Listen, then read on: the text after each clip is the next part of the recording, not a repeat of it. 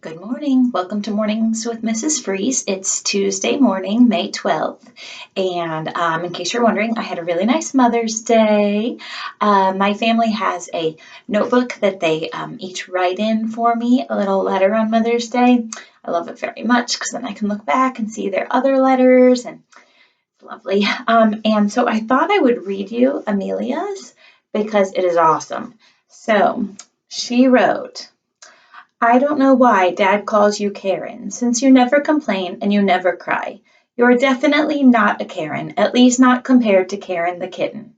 Amelia. And then she drew a little picture of Karen the kitten crying and dated it 2020, COVID-19 quarantine.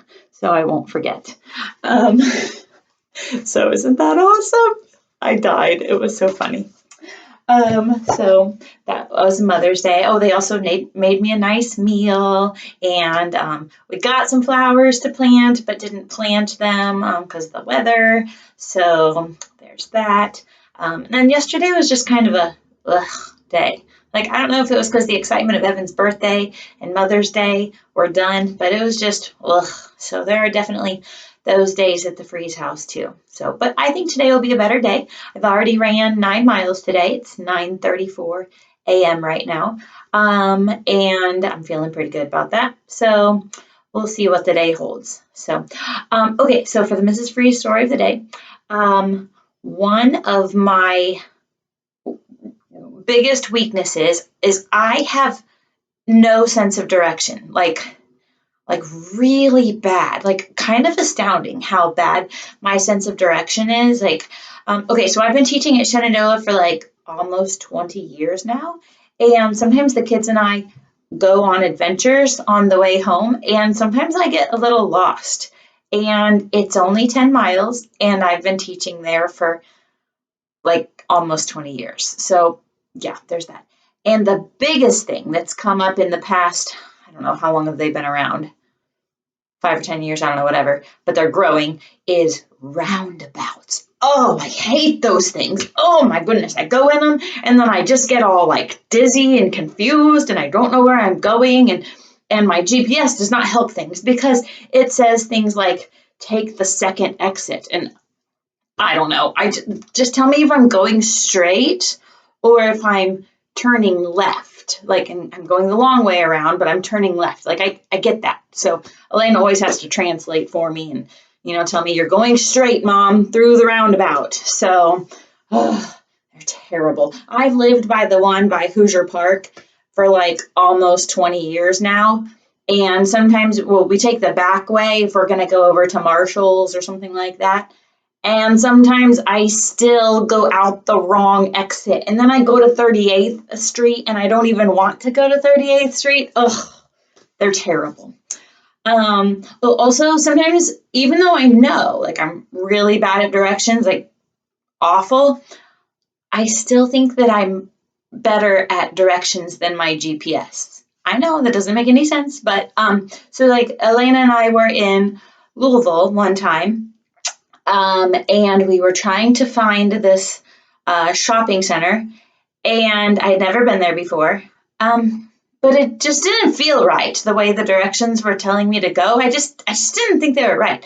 So we went like back and forth on the bridge between Kentucky and Ohio like 4 times by mistake because I wasn't listening. In fact, I ruined a whole GPS that way on my old phone.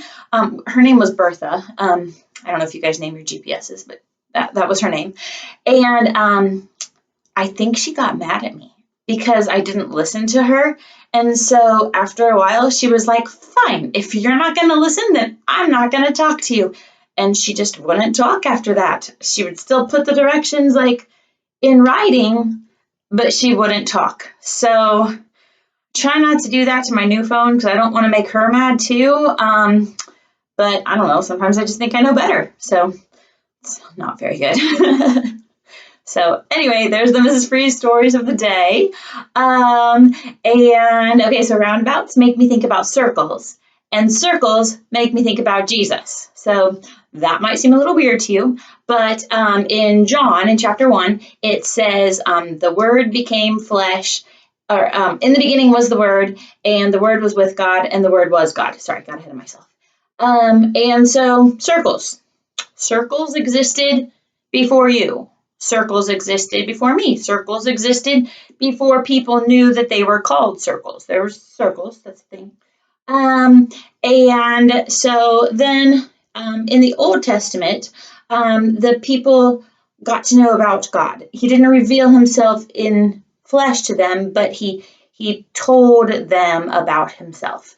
And so, like, I could tell you about circles and say, oh, it's the set of all points in a plane that are equidistant from a given point or something like that. Or I could give you the equation x squared plus y squared equals r squared. And those are facts about circles. I could tell you the circumference is equal to pi times the diameter, or that the area is equal to pi r squared. And those are all things about circles, and you're learning about circles. But in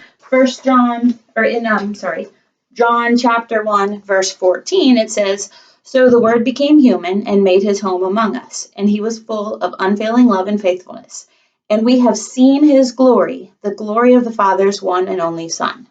So the people in the Old Testament weren't getting it enough. They weren't understanding enough about God. And so God sent Jesus. And he sent him in flesh so we could actually see him. So if I show you this and say, there, that's what I'm talking about, that's a circle, then you go, oh yeah, circle, I get it, there's a circle, I see it.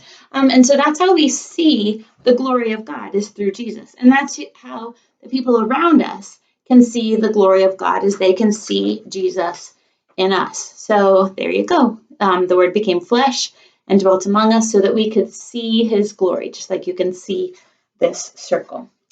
Well, that's everything for today. So have a good day. Do your e-learning if you haven't yet. And remember that Jesus loves you and so do I. So do your math.